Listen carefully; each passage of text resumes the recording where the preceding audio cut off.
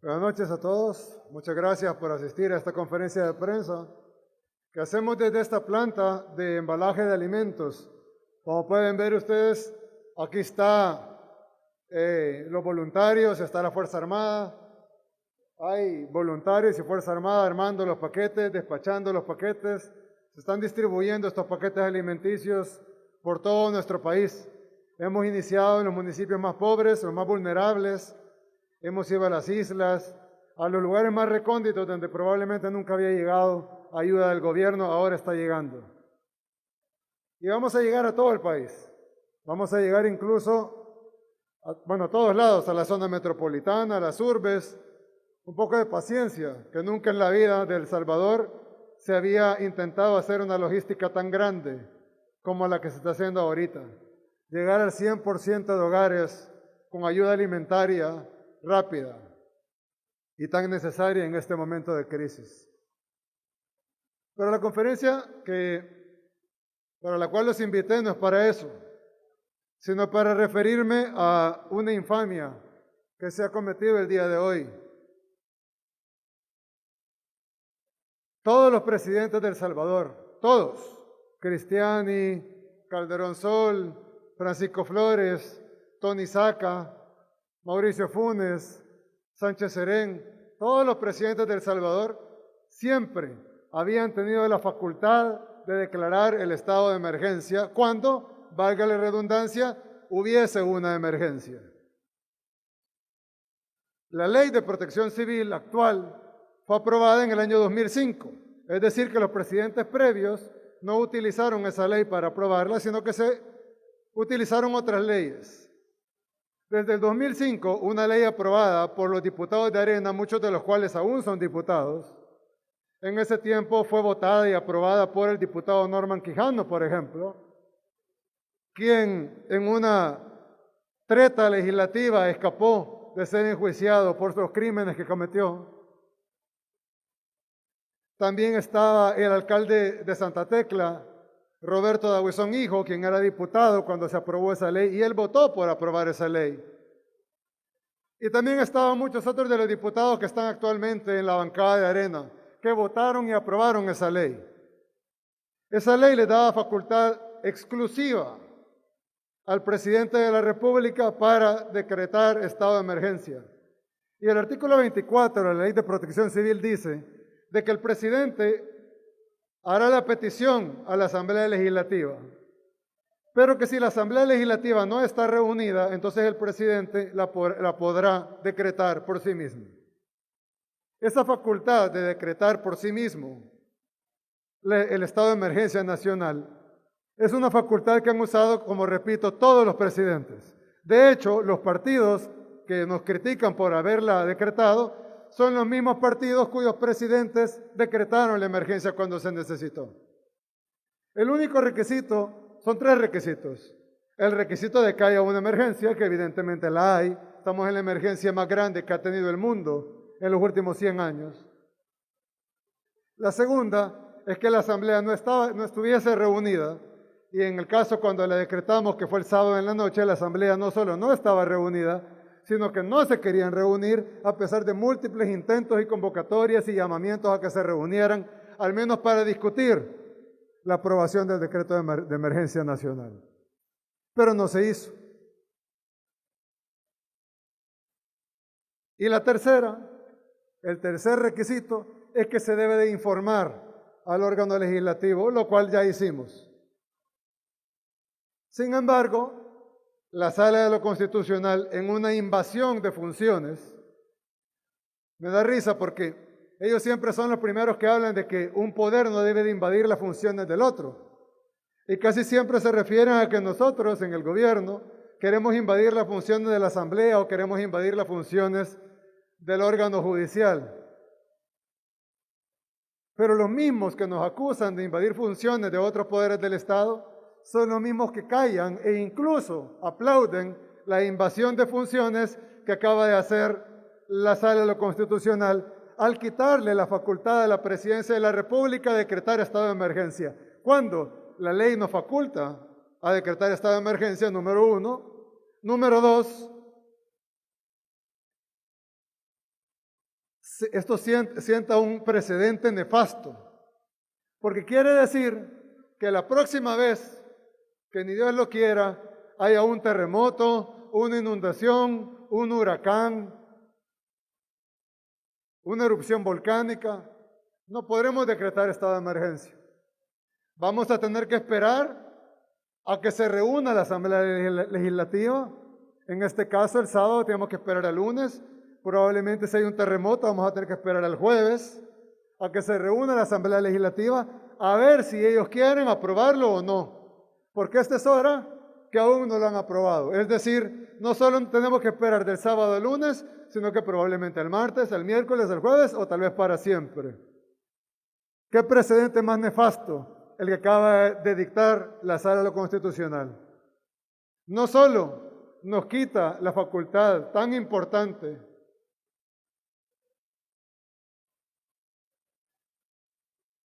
me voy a quitar esto para que se oiga mejor, aunque no es tan recomendable.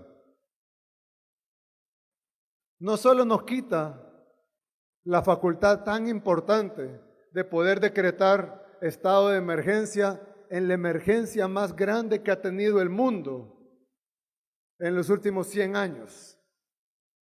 No sé qué están pensando estos señores, de verdad. Sino que además siente el precedente de que de ahora en adelante, cuando hay una emergencia nacional, un desastre natural, un cataclismo, una hecatombe, vamos a tener que esperar que se reúna la Asamblea Legislativa para que discutan a ver si ellos quieren o no aprobar la emergencia nacional. Esto carece del más mínimo sentido común. No solo es una invasión abrupta y burda al órgano legislativo y sus facultades en momentos de grave crisis nacional y mundial, sino que además carece del más mínimo sentido común. Sinceramente, cuando veo la clase de magistrados que tenemos, no comprendo cómo pueden carecer del más mínimo sentido común. Y lo peor de todo es que lo hacen, como lo dije hace un rato, en el momento de la emergencia más grande que ha enfrentado el mundo en los últimos 100 años. Somos el único país del mundo, nosotros como gobierno siempre tratamos de ser los mejores o los buenos en algo, pero no, ellos quieren regresar a los tiempos donde El Salvador es considerado como el mejor, el número uno en lo peor. Y ahora volvimos a eso. Somos el único país del mundo que no está en emergencia. El único país del mundo que por sentencia decretó que se acabó el COVID-19. Dirán algunos leguleyos o constitucionalistas, como se hacen llamar, y no tienen nada de constitucionalistas, sino todo lo contrario. Pero la sala ya lo ordenó a la asamblea que legisle, y por lo tanto la asamblea ahora puede decretar el estado de emergencia. Pues no, porque la ley es clara. Solo el presidente de la República puede hacer la petición a la Asamblea Legislativa, y si la Asamblea Legislativa no está reunida, el presidente de la República lo puede hacer por sí mismo, de acuerdo al reporte del Director Nacional de Protección Civil. La Asamblea Legislativa no tiene ninguna facultad legal ni constitucional para decretar ningún estado de emergencia. Es decir, no solo la sala invadió funciones del legislativo, no solo nos quitó una herramienta fundamental para luchar contra la pandemia, no solo violó la ley, sino que además le está dando atribuciones a la Asamblea que no tiene. Y cualquier persona que sepa leer el artículo 24 de la Ley de Protección Civil sabe que lo que estoy diciendo es verdad. Esto no solo carece de sentido común, carece de empatía, carece de humanidad, carece de lógica, carece de legalidad, sino que además le están quitando atribuciones al Ejecutivo para dárselas al Legislativo. En otras palabras, el Legislativo y el Judicial quieren gobernar a punta de decretos y a punta de sentencia, quitándole al gobierno de la República todas las facultades y las herramientas que tiene para poder luchar contra la pandemia, en un deseo evidente de subir la cantidad de contagios, de subir la cantidad de muertos, y que no podamos responder a la pandemia, que no tengamos los recursos. Así como lo dije ayer, no nos han dado un centavo partido por la mitad de los $3,000 millones. Un centavo partido por la mitad. ¿Con qué objetivo? con el objetivo de que no podamos comprar más paquetes de alimentos, con el objetivo de que no podamos comprar medicamentos, que no le podamos dar insumos médicos a nuestros doctores y a nuestras enfermeras, con el objetivo de que no podamos ampliar nuestros hospitales o terminar los temporales que están en construcción, con el objetivo de que haya un caos sanitario, que mueran salvadoreños para poder culpar al gobierno. Un objetivo perverso, malévolo. Y además ahora está la Asamblea Legislativa discutiendo un decreto de emergencia nacional para el cual no tienen facultad, cuando en realidad lo que están discutiendo es un decreto de reapertura económica disfrazado de decreto de emergencia nacional, porque lo que menos tiene ahí es emergencia nacional. Es un decreto económico forzado por la ANEP, quien sí estuvo en la Asamblea Legislativa, a quien sí atendieron en la Asamblea Legislativa, porque el gobierno los ha llamado al diálogo en Casa Presidencial, no llegaron, los volvieron a convocar el día sábado, no llegaron, los volvieron a convocar ayer en la tarde, no llegaron, y hoy enviamos a nuestro equipo a la Asamblea Legislativa y dijimos, bueno, tal vez no quieren venir a Casa Presidencial, vamos a la Asamblea Legislativa. No los recibieron, pero sí recibieron a la ANEP. Pues bien, el día de ayer nosotros dijimos en cadena nacional a todo el pueblo salvadoreño que quiso escucharla, de que independientemente de todo lo que hicieran, con el objetivo de que mueran salvadoreños, porque no tendría otro objetivo hacer algo tan absurdo, burdo, ridículo y carente de lógica y de sentido común, sentando un precedente nefasto para el futuro además. Pero ayer dijimos en cadena que íbamos a ocupar todas las herramientas legales y todo lo que pudiéramos. Y si nos dejan con solo la ropa que andamos puestos, pues con esta misma ropa vamos a salir a defender al pueblo salvadoreño y a proteger a las familias salvadoreñas de este virus. Vamos a seguir repartiendo alimentos. Y si se nos acaba el dinero, pues vamos a dejar de hacerle transferencias monetarias a la Asamblea Legislativa, que vean ellos cómo se pagan a los diputados y nosotros vamos a comprar comida para la población. Vamos a comprar medicinas para nuestros hospitales. Vamos a comprar insumos para nuestros doctores. No vamos a hacer transferencias al órgano judicial. No vamos a hacer transferencias a la sala constitucional. Que vean ellos cómo pagan sus salarios. Nosotros vamos a priorizar. Es nuestro deber como gobierno priorizar. Y vamos a priorizar los medicamentos, los alimentos y los salarios de los que están en primera línea. De nuestros médicos, de nuestro personal de enfermería, de nuestros policías, de nuestros soldados, de nuestra gente que está trabajando arduamente para llevar alimentación, salud y seguridad al pueblo salvadoreño.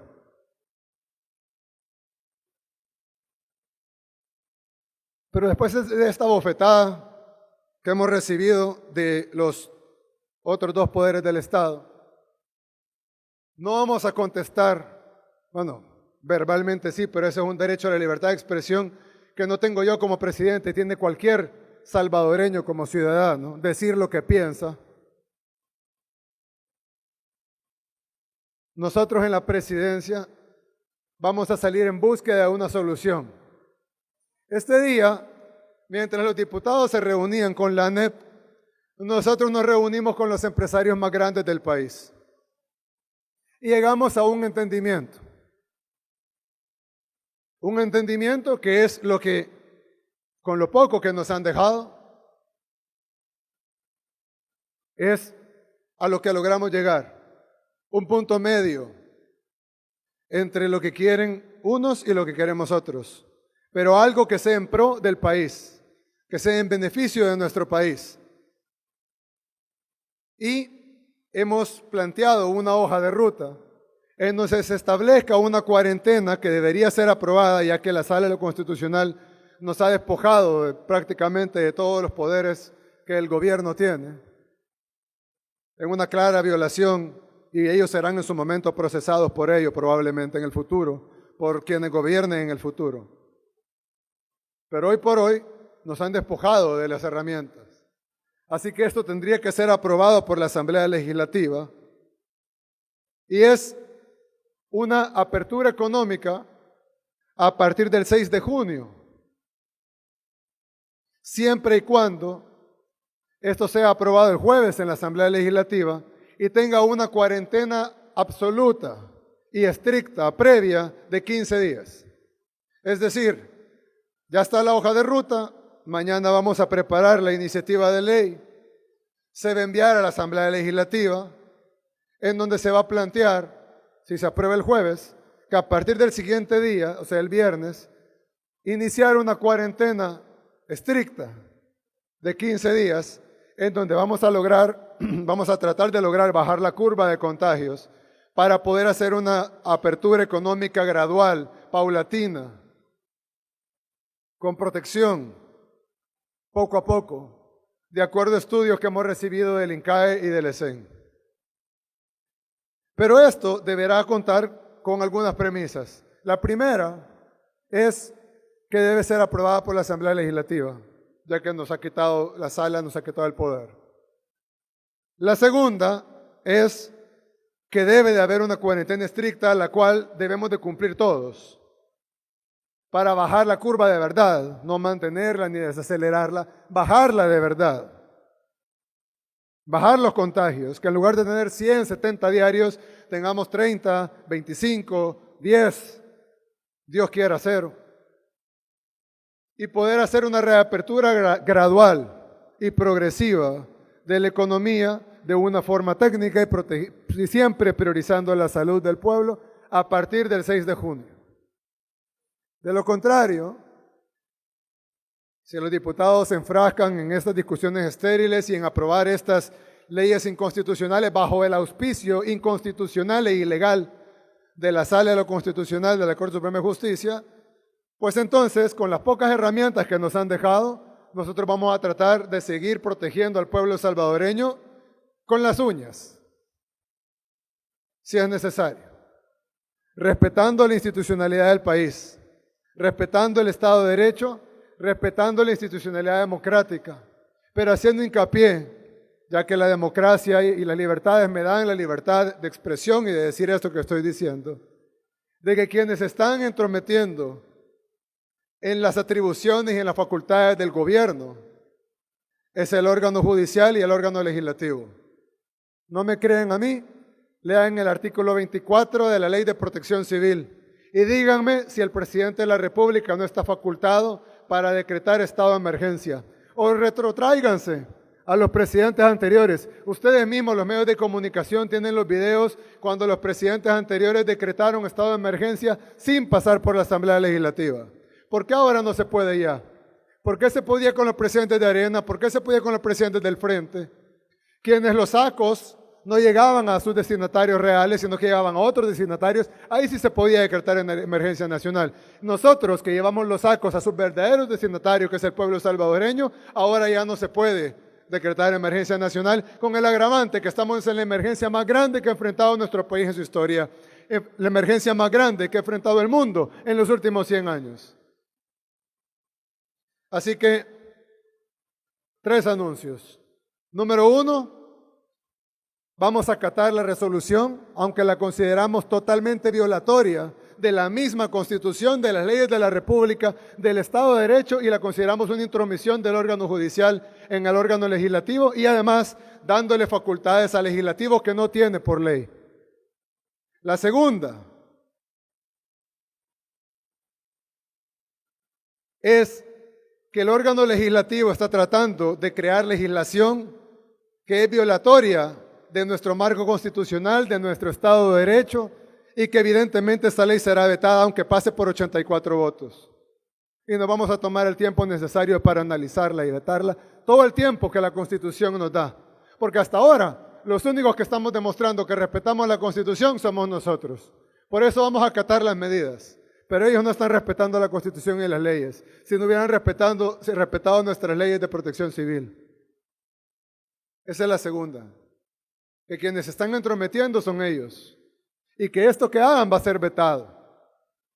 Y la tercera es que vamos a poner una propuesta, la cual ha sido ya consensuada con un grupo muy representativo del gran empresariado nacional. Y digo del gran empresariado porque sé que la mayoría de pequeños, medianos, microempresarios y la gran mayoría del pueblo salvadoreño, no lo digo yo, lo dicen todas las encuestas de opinión pública de todas las casas encuestadoras existentes, está con el gobierno y con lo que el gobierno está haciendo para ellos. Porque ellos saben que el gobierno está luchando por las tres cosas básicas que dijimos ayer en la cadena nacional.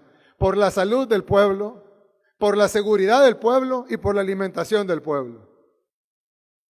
Ahora, puestos en esta posición, vamos a tener que seguir luchando por esas tres cosas, pero desde una posición de debilidad. Una posición sin recursos, porque nos han detenido hasta el último centavo, no hemos podido tocar un centavo partido por la mitad de los 3.000 millones de dólares.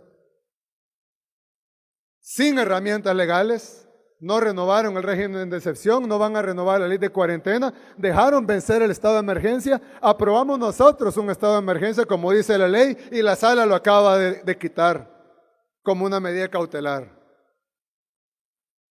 Así que nos toca luchar con lo que nos queda, con lo poco que nos dejaron. Y vamos a hacerlo así. Así que nosotros le ofrecemos al empresariado nacional, y se lo dijimos hoy, a una parte muy representativa del empresariado nacional, una apertura gradual, de acuerdo a los estudios del INCAE, a partir del 6 de junio, siempre y cuando la Asamblea Legislativa apruebe una ley de cuarentena estricta y completa el jueves para que surte efectos desde el viernes, que es donde termina la cuarentena actual, hasta 15 días después, es decir, el 5 de junio. Y entonces el 6 de junio podemos pensar, y yo puedo ponerlo con mi firma en el mismo decreto, para empezar una apertura gradual de la economía. Muchas gracias. ¿Una pregunta de la prensa? Pasamos al espacio de preguntas. Iniciamos con Luis Muñoz, de Canal 33. Muy buenas noches, presidente. Estamos en vivo para Teleprensa y también en todas nuestras plataformas digitales. Gracias. La primera pregunta que me gustaría hacerle, presidente, es ¿a qué se refiere con estas medidas más estrictas, a esta cuarentena más estricta? Si nos puede ofrecer algunos detalles, por favor, para que la población también pueda estar un poco sabedora sobre esto. En segundo lugar, me gustaría saber, en la Asamblea Legislativa hemos visto a su hermano Karim Bukele interviniendo en nombre del gobierno. Nos gustaría saber qué cargo tiene su hermano y si considera que eso no es nepotismo, presidente. Y ¿considera usted que el país está preparado para poder enfrentar un aislamiento, ya que ha sufrido algunos ataques, por decirlo así, u opiniones que se han generado por parte de algunos sectores de derechos humanos? Y una última, presidente. ¿De derechos humanos? Exactamente. ¿Derechos humanos de quién? Según lo que ha dicho, por ejemplo, diferentes organismos, por ejemplo, el señor de Research, creo que usted lo recordará, de hecho entiendo que aún hasta lo bloqueó en Facebook, señor presidente. No sé, he bloqueado a varios. Y lo que te puedo decir es que el derecho humano a la vida y a la salud está por el derecho humano de un empresario a su economía. Eso de entrada. Así que, por favor, no toquemos el tema de derechos humanos, porque si vamos a tocar el tema de derechos humanos, vamos a ponderar primero el derecho superior a la vida, luego vamos a ponderar el derecho superior a la salud, y luego podemos ponderar el derecho inferior a la libertad económica, que es un derecho importante, pero inferior al de la vida y al de la salud. Creo que estamos de acuerdo. Bien, segundo, mi hermano fue en calidad de hermano del presidente de la República. Muchas veces, cuando han habido problemas o impases, generalmente uno manda a alguien de confianza, no porque tenga un cargo, no porque reciba un salario, sino alguien de confianza que pueda ser un interlocutor entre un bloque y otro bloque. Mi hermano pudiera estar tranquilamente en donde él quisiera, disfrutando de lo que él quisiera. Sin embargo, ha estado horas y horas, semanas y semanas. Incluso el expresidente de ANEP, Luis Cardenal, dijo en una entrevista televisiva, por cierto, está en la televisión grabada, para los que no la vieron, de que se había reunido 3 semanas desarrollando un plan económico y que no se habían puesto de acuerdo, que se habían gritado un par de veces, que se habían levantado la voz, que las reuniones se habían puesto tensas, pero sin embargo que lo que los unía era el deseo de ver que nuestro país mejorara y llegar a un acuerdo. Lastimosamente, Luis Cardenal dejó la presidencia del ENEP y llegó este personaje oscuro y nefasto, cuya única intención no solo es el dinero. La gente piensa que su intención es el dinero, ojo. Eso está mal, pero no solo es eso. Su intención es ver a este país colapsar. Y lo digo con propiedad. Y lo digo porque él incluso está dando órdenes a Arena. Le está dando órdenes a Eric Salguero, quien a su vez le da órdenes a los diputados de cómo votar. Y se puede probar.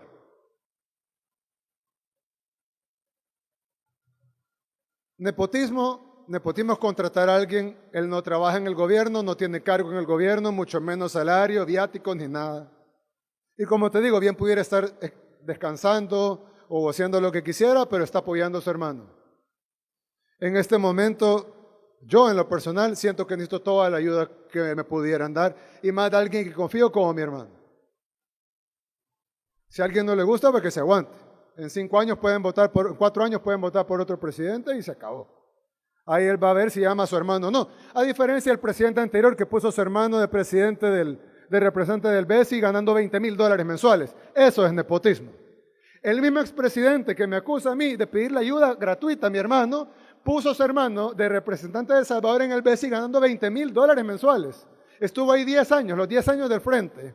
Y ganó en los 10 años, solo de salario, sin incluir viáticos, gastos de representación, etcétera, ganó $2.4 millones de salario. Eso ganó el hermano del expresidente Funes. $2.4 millones de salario en el Banco Centroamericano de Integración Económica como representante de El Salvador, puesto por Funes, y lo mantuvo Sánchez Serén los 5 años. Y esa gente es la que está acusándome a mí de nepotismo porque mi hermano me ayude en pandemia, en una emergencia mundial, gratuitamente. O sea, no hace falta ser cínico, hace falta no tener cara para poder criticar a alguien que trabaja de gratis en pandemia, ayudándole a su hermano a buscar acuerdos con gente que es casi imposible acordar algo, cuando esa misma persona puso a su hermano a ganar $2.4 millones del dinero de los salvadoreños, porque el Banco Centroamericano de Integración Económica funciona con el dinero de los que fundamos el banco, entre ellos El Salvador. En eso. Y en el otro tema, básicamente es el mismo decreto 24 lo que estamos solicitando, mezclado con la ley de cuarentena que está vigente todavía. Queremos que se mezcle la ley de cuarentena con el decreto 24 ejecutivo, que es el que está vigente hasta el día 21, y que se haga una nueva legislación donde las restricciones serán las mismas. No habrán más restricciones que las que ya están enunciadas ahorita. Pero cuando digo que sea más estricta, me refiero en el sentido de que se cumpla de verdad. No como ahora, que de nada sirve tener el gobierno llamando a la gente que se quede en su casa y luego tenés a la oposición llamando a la gente que rompan la cuarentena. O a la Sala de lo Constitucional quitándonos las herramientas para hacer cumplir la cuarentena. O a muchos medios de comunicación diciéndole a la gente que no se preocupen que pueden salir porque las leyes de la cuarentena son ilegales. Queremos un acuerdo nacional, un pacto nacional, que todos nos vamos a poner de acuerdo en que 15 días vamos a hacer una cuarentena de verdad. Mismas restricciones legales, pero que la vamos a cumplir de verdad. No vamos a ir a la casa del amigo a una fiesta, no vamos a ir a platicar donde el vecino, vamos a cumplir la cuarentena de verdad, 15 días, vamos a bajar esa curva y entonces podemos empezar a abrir la economía. Ese fue el acuerdo y esas son las restricciones. ¿Cuáles son puntuales? Las mismas. ¿Cuál es la gran diferencia? Que esta vez todos los actores sociales y políticos y de las fuerzas vivas del país deben de comprometerse a hacer un llamado a la población a que se cumpla de verdad, para que la población que nos adversa y que no nos escucha, tal vez los escuche a ellos y se queden en la casa guardando su salud y la de su familia. Antonio Valladares, de Canal 2. Buenas noches, presidente. Yo tengo un par de preguntas. Una, usted hablaba un poco acerca de suspender el salario o dejar de darle fondos tanto al órgano judicial y también a la Sala de lo Constitucional. Pero hace poco también hablaba el mismo presidente de la Asamblea Legislativa, Mario Ponce, quien aseguraba que de hecho el gobierno, el Estado, ya no tiene para retribuir a todos los empleados públicos. ¿Cómo se mantiene esa situación? ¿De dónde se van a obtener los fondos? Entendemos que son más de 360 millones que no ha percibido Hacienda durante el último mes. Y si sumamos lo que ya se venía bajando, pues incrementa mucho más. ¿Cómo se va a mantener entonces la seguridad laboral y de sueldos de los empleados públicos? Otra es también cómo podemos interpretar las palabras del secretario privado de la presidencia, cuando dijo que sí llegaron a la asamblea, que de hecho se reunieron con los diputados, pero al final dicen que no estaban reunidas, la catalogaron como que la asamblea no estaba reunida, pero ellos aseguraron en la conferencia que cuando llegaron sí estaban y fueron atendidos. Otra también es cuál sería su respuesta al fiscal, quien hace un llamado y de hecho fue admitida la demanda presentada por el Ministerio Público por supuestamente violar el orden constitucional, y cuáles son los planes de reactivación, cuáles serían los primeros sectores productivos que iniciarían labores. Bien, en primer lugar, tú mismo diste la respuesta en la primera pregunta. Nosotros hemos enfrentado no solo la pandemia, hemos reconstruido toda la red de hospitales públicos, 28 millones de dólares. Hemos comprado medicamentos, hemos comprado insumos médicos, le hemos dado bonos de $300 al sector más vulnerable de la población. Hemos contratado miles de nuevos trabajadores de la salud.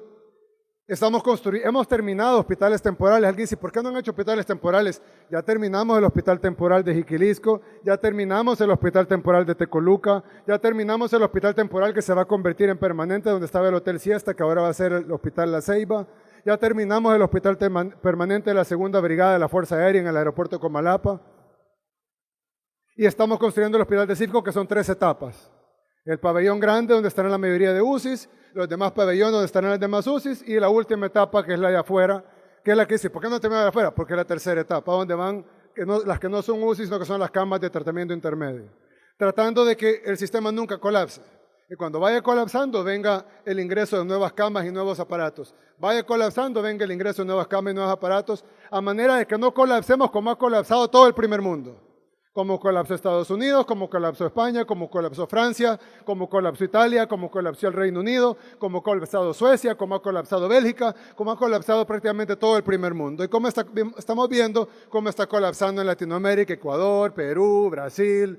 Es más, sistemas de salud envidiables están colapsando ante esta pandemia. Y como dijo el presidente de Chile, creo que hace 2 días, ningún país del mundo estaba preparado para esto. Pues nosotros estamos tratando de ser de los pocos países del mundo que van a lograr superar esto. Y yo estoy seguro que si tuviéramos las herramientas, o por lo menos vamos a buscar las herramientas, y como dije, si nos dejan solo colocando puesto, pues con eso vamos a tratar de proteger la salud y la vida de los salvadoreños. Aparte de eso, de todos esos fondos que se han estado utilizando como para la compra y distribución de todo esto, etcétera, no lo voy a repetir. Tú mismo dijiste, hemos dejado de percibir 360 millones de dólares en impuestos. Y no solo el impuesto de la renta, hemos dejado de percibir IVA porque los negocios están cerrados. Nosotros mismos hemos dado una prórroga para el pago del impuesto de la renta hasta junio, y hemos dado cuotas porque sabemos que queremos ayudar a las empresas a que puedan enfrentar ese pago, aunque en teoría es una ganancia del año pasado y que debieron haberla reservado del año pasado. Sabemos que en la práctica muchas empresas lo utilizan o lo pudieran utilizar ahorita en momentos difíciles. Edgar Jurado. No, solo quiero terminar. Entonces, en el tema de tenemos menos ingresos y tenemos más egresos. Es por eso que solicitamos un financiamiento, al igual que todos los países del mundo. Somos el único país del mundo que no tiene financiamiento para el COVID. Sí, aprobaron 3.000 millones, pero los 3.000 millones no nos han dado un solo centavo partido por la mitad. Y eso es información pública, lo explicó el ministro de Hacienda, lo expliqué ayer en cadena nacional y lo puedo explicar hoy si es necesario. No hemos recibido un centavo. Entonces, ¿qué tiene que hacer el gobierno? Priorizar. ¿Qué es más importante? ¿La compra de medicamentos y de alimentos para la población o el pago del salario para los diputados? Te voy a dejar la respuesta.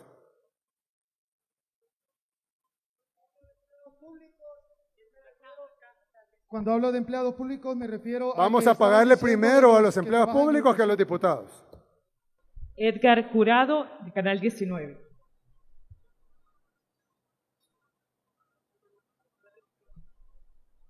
Buenas noches, señor presidente. Consultarle 2 cosas. Primero, de acuerdo a algunos diputados, mañana vence la ley de regulación del aislamiento, cuarentena, observación y vigilancia por COVID-19, uno de los sustentos legales de la cuarentena especial, la última que ha decretado el gobierno, pero se manifiesta que esta cuarentena especial vence precisamente a las 0 horas del día viernes. ¿Cómo queda la base jurídica de Bueno, gracias. de esa medida con la que el gobierno busca contener la pandemia COVID-19? Y lo otro, hace una semana el diputado presidente Mario Ponce dijo que su ministro de Hacienda, Nelson Fuentes, le había solicitado que la Asamblea Legislativa autorizara los 389 millones de dólares que ya fueron ratificados por el Fondo Monetario Internacional, porque el gobierno no tenía la disponibilidad de recursos para hacer el pago al sector, a los trabajadores del sector público. Confirmar si es así, si el gobierno no cuenta con los recursos necesarios para garantizarle el salario al sector público de nuestro país, y de ahí también conocer por qué es importante de que se le autoricen los préstamos que la Asamblea Legislativa ya tiene. Tú lo acabas de contestar. Es que realmente a mí me causa un poco no me causa risa porque me causa preocupación a la vez, pero si fuera una película me causara risa. Es decir, le quitan los recursos al Estado y luego le piden recursos al Estado y luego baja la recaudación del Estado, porque evidentemente le hemos bajado para poder salvaguardar la vida de la población. Suben los gastos del Estado porque tenemos que reconstruir la red pública de hospitales que no se reconstruye en 30 años. Tenemos que contratar personal de salud, pagar los hoteles de cuarentena, dar cientos de miles de platos de comida que hemos dado a miles de personas que han estado en cuarentena, comprar insumos médicos, construir hospitales temporales, atender la pandemia. Y luego resulta que no nos quieren dar recursos. ¿Y que por qué necesitamos la aprobación de los préstamos? Somos el único país, Estados Unidos, que puede imprimir su moneda, nosotros no. Estados Unidos, que puede imprimir su moneda, acaba de prestar solo para los primeros 4 meses, del año, el 20% del PIB. Ojo, no estoy hablando de millones o billones de dólares, porque alguien va a decir la economía de Estados Unidos es más grande que la de El Salvador. No, Estados Unidos ha prestado para los primeros 4 meses del año el 20% de su Producto Interno Bruto. Nosotros hemos solicitado el 10% para todo el año. No el 20% para 4 meses, el 10% para todo el año. De eso se autorizó, pero no se ratificó. Es decir, el juego de la Asamblea es votar, así como hicieron con la fase 2 del Plan Control Territorial, que autorizaron el préstamo en diciembre, pero estamos en mayo y no hemos recibido un centavo. Porque ellos siempre hacen el juego de autorizar, levantan la mano, ustedes le publican, Asamblea autoriza préstamo, y luego no lo ratifican, y ustedes no publican, Asamblea no ratifica préstamo. Entonces el Estado no recibe un centavo, pero parece que los diputados nos han autorizado dinero. Cuando hasta hoy, ni para el Plan Control Territorial, ni para el COVID-19, la Asamblea no nos ha autorizado un solo centavo de esos préstamos. Estamos pidiendo que de los 3.000 supuestos millones que nos iban a dar, que nos autoricen 390 millones, de los cuales por su propio decreto el 30% se va para las alcaldías, quedándole al gobierno 260 millones, de los cuales tiene que pagarle a la Corte Suprema de Justicia, a la Asamblea Legislativa, a la Corte de Cuentas, a la Fiscalía General de la República, a la Procuraduría General de la República, a la Procuraduría para la Defensa de los Derechos Humanos, a la Corte de Cuentas y el FODE de las 262 alcaldías también. Y de lo que queda se le paga a los soldados, a los policías, a los maestros y a todos los empleados públicos. Y luego preguntan que para qué queremos. Es que de verdad, yo no entiendo. Tenemos una clase cínica, política, arcaica, que saben que ya se van y que le quedan 11 meses en el cargo. Pero hombre, yo creo que todos los salvadoreños debemos de estar a la altura de saber que el tipo de escoria que tenemos ahí. Y yo creo que ustedes, como medios de comunicación, están obligados a hacer una labor social de informar a la ciudadanía. Y de decirle, sí, la Asamblea aprobó los préstamos, pero nunca los ratificó. Y el gobierno hasta este momento no ha recibido un centavo de ninguno de esos préstamos. Sin embargo, la Asamblea Legislativa quiere que el gobierno le transfiera el dinero para que ellos se paguen sus salarios. Esa es información. Si estamos en vivo, lo van a ver. Los que no estemos en vivo, nunca van a cortar este pedazo. Fuera bueno que lo pusieran, también para que el pueblo salvadoreño se informara de lo que está pasando en el país. Otro tema que es importante, que hiciste la pregunta, la cuarentena actual termina el 21, porque ese decreto no ha sido declarado inconstitucional aún. por la Sala Constitucional de la Corte Suprema de Justicia. Por lo tanto, está vigente, porque nadie lo ha declarado inconstitucional. Si lo declara inconstitucional, pues entonces ya veremos qué acción tomar. Hoy por hoy, nadie lo ha declarado inconstitucional, por lo tanto está vigente. Y termina el 21 de mayo. Pero estamos esperando, con este ofrecimiento, que la Asamblea Legislativa esté a la altura y apruebe estos 15 días de cuarentena para poder reactivar nuestra economía, salvaguardando la salud de los salvadoreños primero, porque al revés no lo vamos a hacer. Y la otra, ¿había otra pregunta? Presidente, disculpe, solo reconfirmar, ¿está en peligro el pago salarial del sector público de nuestro país si no se autorizan, si no se aprueban esos préstamos? Nosotros haremos lo imposible, no pagando salarios de ministros, de diputados, de todo, para pagar a los empleados públicos. Ahora, ¿eso cuánto va a durar? No sé. Si nos tienen sin fondos y nos tienen sin... Ellos lo que quieren es quitarle la herramienta. Es así, es tan maquiavélico como esto. Le quitamos el dinero para que el gobierno compre insumos médicos. Cuando el personal médico sale y dice necesitamos insumos, el gobierno no los quiere entregar. Le quitamos el dinero al gobierno para que no compre alimentos. Cuando se nos acabe el dinero para los alimentos, el gobierno no alimenta al pueblo. Nos quitan el dinero para pagar a los empleados públicos. Si algún día llegásemos a no tener dinero para no pagar a los empleados públicos, el gobierno no le quiere pagar a los empleados públicos. Nos quitan las herramientas para poder combatir la pandemia, incluso la más básica, que es la declaratoria de emergencia nacional, y luego, cuando ni Dios lo quiere, estén los muertos cayendo en la calle, en las aceras, por no poder ser atendidos en nuestros hospitales porque se desbordó esto, al igual que se ha desbordado en todo el primer mundo y en muchos países de Latinoamérica, culpa del gobierno por no atender a los enfermos. ¿De quién va a ser culpa?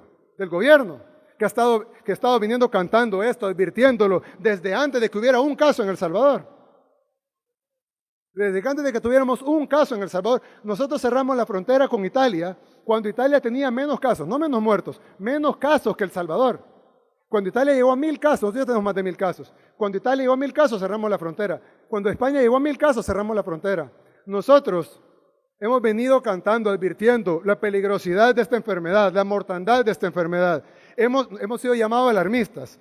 Hemos pedido los recursos a tiempo. Nos hemos asesorado no solo de los expertos mundiales, sino además del personal médico, que ellos mismos, a falta de cobertura de los medios, han tenido que hacer sus propios videos y subirlos a redes sociales. Los médicos del Bloom, los médicos del Rosales, los médicos del San Rafael, ellos mismos han hecho sus propios videos y los han subido a las redes sociales, pidiendo, exigiendo a los diputados que les den los recursos, tanto para mantener la cuarentena como los recursos que se necesitan en nuestros hospitales. Entonces, para contestar tu pregunta, nosotros vamos a utilizar hasta el último centavo que tengamos para protegerlos a ellos, para proteger al pueblo salvadoreño, despojando, por supuesto, a cualquier funcionario público de sus salarios si es necesario. ¿Hasta dónde va a llegar eso? Dios lo dirá. Yo estoy seguro que Dios nos va a proveer al final. Pero mientras tanto, la responsabilidad está en los diputados que tienen ahí autorizado. Decían que le íbamos a conseguir alto interés. Conseguimos fondos del Fondo Monetario, del Banco Mundial, del BID, del BESI, al 2% de interés, al 2% de interés. ¿Por qué no lo quieren aprobar? ¿No lo aprobaron primero? ¿Por qué no lo quieren ratificar? La tasa es muy alta, es la tasa más baja que se puede conseguir, 2% anual. No hay emergencia, no hay necesidad. Es un plan maquiavélico de dejar sin nada, sin dinero, sin recursos, sin herramientas al Estado, hacer que colapse nuestro país y después poner el dedo acusador de que fue el gobierno el culpable de la mortandad de los salvadoreños. Pues nosotros no lo vamos a permitir. Escuchamos la última intervención por Nelson Rauda de El Faro. Buenas noches, presidente. Dos preguntas. Uno, usted dijo que se reunió con representantes del gran empresariado del país. Usted hace pocos días desconoció a Javier Simán como presidente de la ANEP. ¿Con qué representantes se reunió? Si nos puede decir nombres de esos representantes con los que se reunió. Y la segunda es la propuesta que se discute en la Asamblea, esta que usted ha llamado, que es una reapertura económica disfrazada. Esa lleva la venia de la ANEP, lleva la aprobación de la ANEP que representa a esos grandes empresariados. Entonces, ¿quién dice? ¿Tú? La Asociación Nacional de la Empresa Privada es el nombre. Pero yo tengo empresas privadas y no me siento representado por la ANEP. Bueno, es posible, pero ellos son la gremial más grande del país. Entonces, en esa... Ni siquiera son una gremial, son una federación de gremiales. Bueno, de hecho, ellos no tienen miembros directos. Sus miembros son las gremiales. Ellos no tienen miembros directos. Más allá del no hay ni una sola empresa miembro de la ANEP. Más allá del tecnicismo, presidente, esa propuesta que puso la ANEP en Es que para que formules tu pregunta bien, porque la ANEP no tiene ningún miembro que sea empresario, más que su presidente. Pero es la representante de la empresa privada nacional así reconocida históricamente, pues, bueno, ¿Por quién? porque así ha sido en la historia, pero no es el punto de mi pregunta, presidente. Bueno, ¿cuál es el punto entonces? El punto es que ese acuerdo medio este acuerdo medio que usted menciona hoy es una concesión de su gobierno ante el fallo de la sala, ante la coyuntura en la asamblea, la conjunción de partidos en la asamblea y la presión de las empresas, porque ayer usted en el mensaje de la Nación decía, no es momento de abrir la economía. No, hoy no lo es. Claro, entonces le pregunto si este acuerdo medio que usted menciona de la cuarentena de 15 días y apertura el 6 de junio es una concesión de su gobierno ante esa presión. Esas dos preguntas. Ok, número uno, la Asociación Nacional de la Empresa Privada.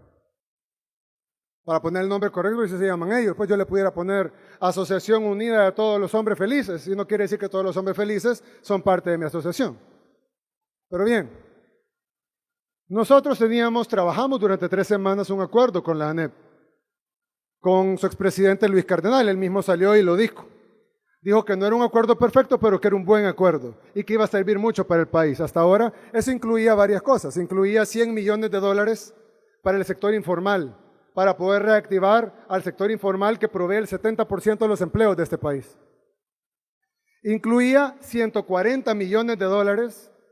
Este fue el acuerdo que hicimos con la ANEP antes del actual presidente.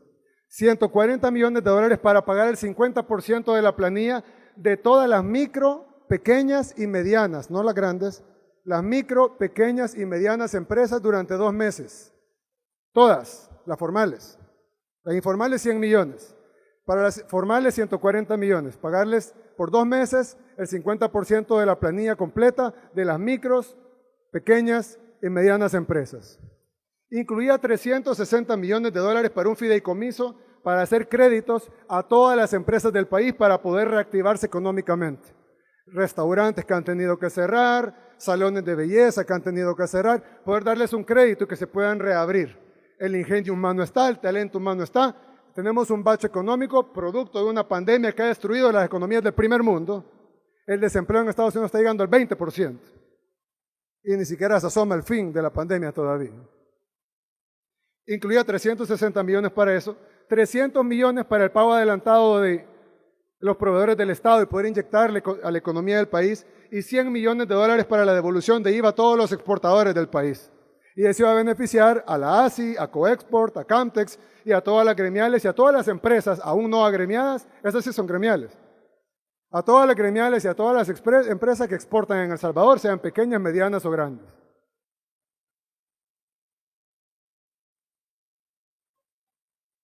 Y ese paquete que se negoció con la ANEP fue desconocido al primer día de que llegó el nuevo presidente de ANEP.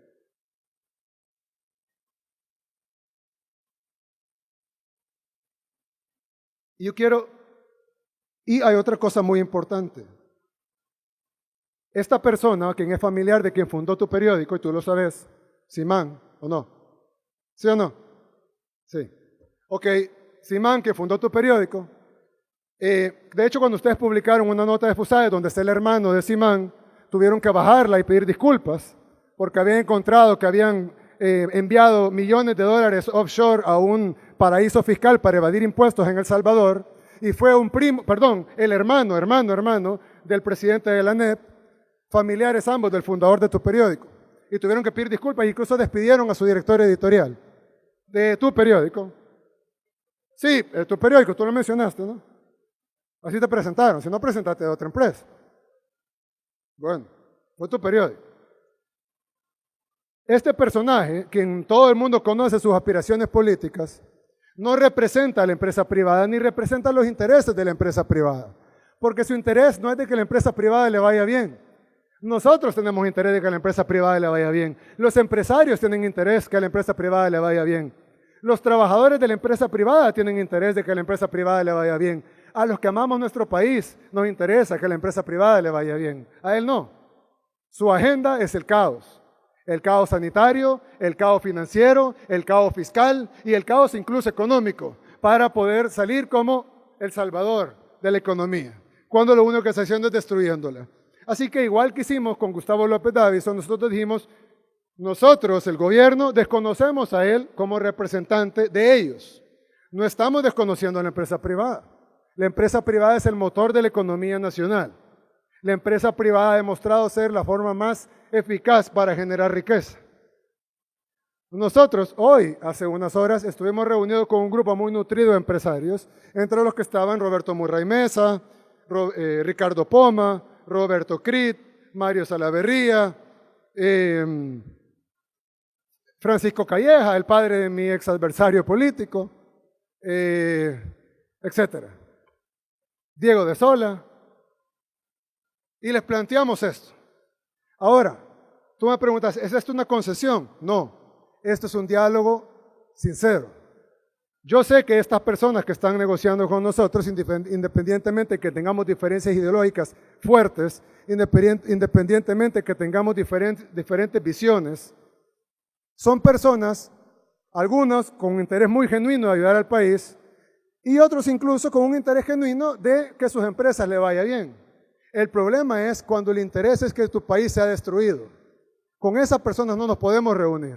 Sin embargo, hacemos una invitación a las 48 gremiales empresariales del país a que se reúnan en el Ministerio de Trabajo para planificar los protocolos para la reapertura económica. Ahora, ¿por qué yo ayer dije que no era momento de abrir? Porque no es momento de abrir. Por eso hemos puesto de condición que se termine la cuarentena, que inicie otra cuarentena más estricta, no en cuanto a restricciones, sino en cuanto al cumplimiento de la misma, que terminaría el 6 de junio, perdón. Y ahí poder hacer una reapertura gradual de la economía con parámetros lógicos y de sentido común, que pongan el mínimo riesgo a la salud de los salvadoreños.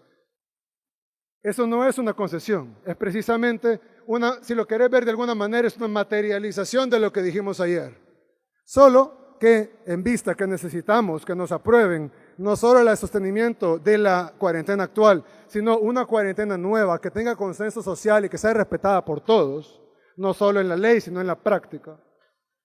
Estamos dispuestos a ofrecer algo que además el país necesita en algún momento, que es la reactivación económica, siempre y cuando todos los salvadoreños, empezando por los empresarios, nos comprometamos a cumplir con la cuarentena en su totalidad y poder bajar la curva de contagio y prevenir la muerte de los salvadoreños. Así concluye la conferencia de prensa. En este momento presenciamos el retiro del señor presidente de la República, Nayib Bukele.